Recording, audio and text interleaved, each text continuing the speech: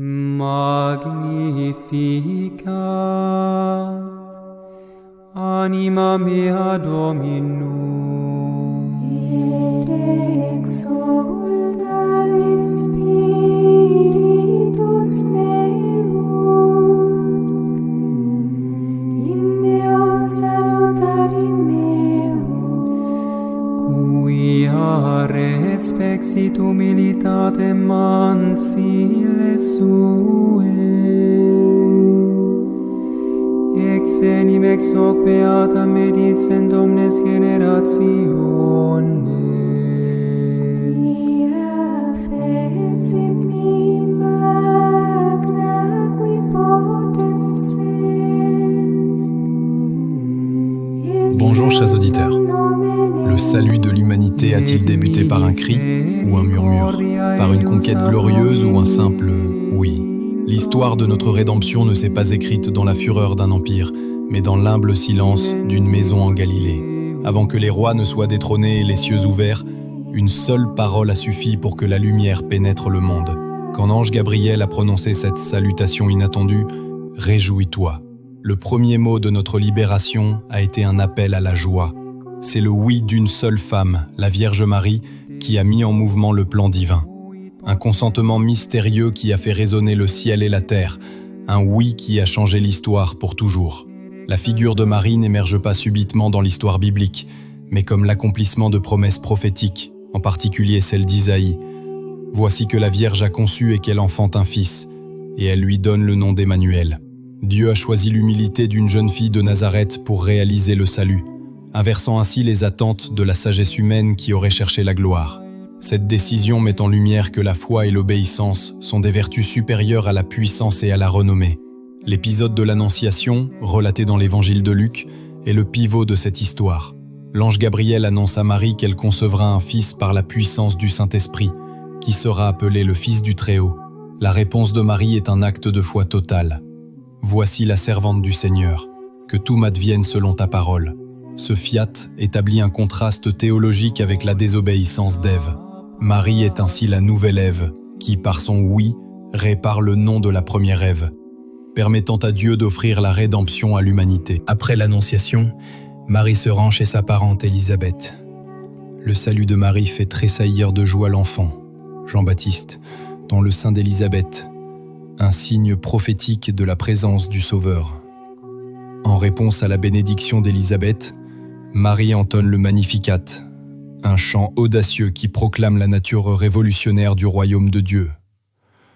Elle chante le renversement des puissants et l'élévation des humbles, montrant qu'elle a pleinement saisi la mission de son Fils et qu'elle se positionne comme une voix prophétique qui anticipe l'évangile de la libération.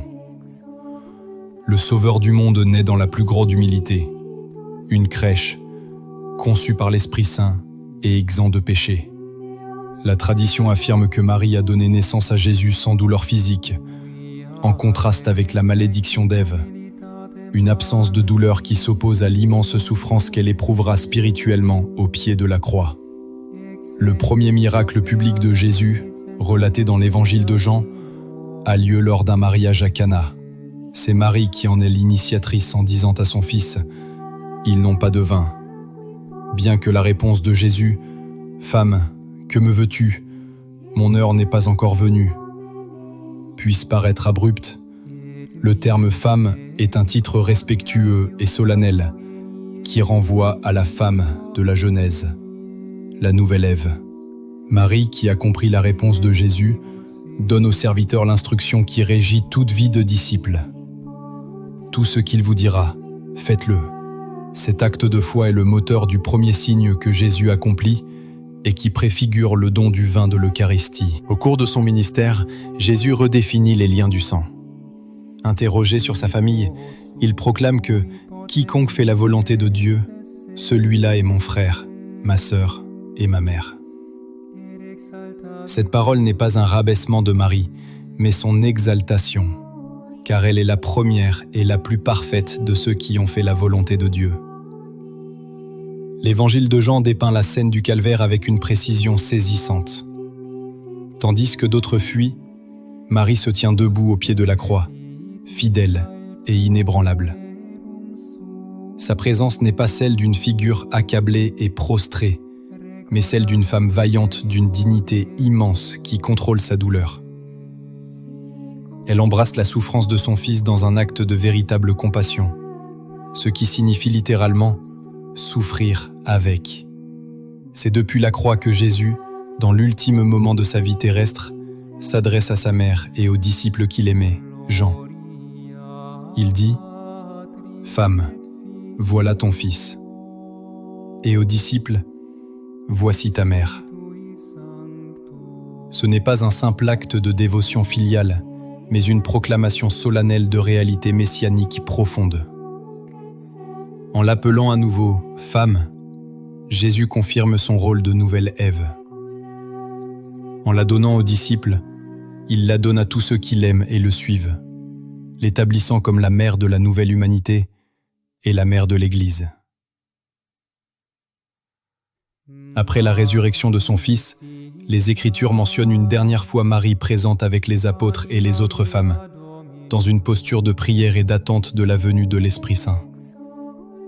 Pour saisir pleinement la profondeur du mystère de la Vierge Marie, il est essentiel de la distinguer des autres femmes importantes qui portent ce même nom dans les évangiles. Marie de Magdala, appelée l'apôtre des apôtres, est souvent confondue avec d'autres femmes, notamment une femme pécheresse anonyme et Marie de Béthanie, en raison d'un amalgame historique fait par le pape Grégoire le Grand. La vraie Marie de Magdala est une femme que Jésus a guérie de 7 démons. Une femme d'une intense affection qui l'a suivie et assistée de ses biens. Son rôle le plus singulier est celui d'être le premier témoin de la résurrection, faisant d'elle l'apôtre des apôtres. Marie de Béthanie est la sœur de Marthe et de Lazare, l'homme que Jésus a ressuscité. Elle est un modèle de vie contemplative, dépeinte assise aux pieds de Jésus pour écouter sa parole avec humilité. Elle a également oint les pieds de Jésus avec un parfum de grand prix, en un acte d'amour et de dévotion inconditionnelle. Les évangiles mentionnent d'autres femmes nommées Marie, comme Marie, la mère de Jacques et de Josès, et Marie, la femme de Clopas, qui était la sœur de la Vierge Marie. Elles étaient présentes au pied de la croix et au sépulcre de Jésus, témoignant de sa mort et de sa résurrection. En conclusion, le mystère du silence et de l'obéissance de Marie est la clé du salut. Marie n'a pas cherché la gloire, mais elle est devenue le pivot de l'histoire du salut. Son oui a permis à la parole de se faire chair, et sa vie de fidélité, du premier mystère de l'Annonciation au don ultime de l'heure du calvaire, est un modèle pour nous tous. À l'instar de Marie, nous sommes invités à dire oui au dessein de Dieu, car c'est dans la nuit de la croix que se lève l'aube de la résurrection. Son oui est un appel à notre propre oui, un écho qui nous invite à faire la volonté de Dieu et à nous tenir debout avec elle.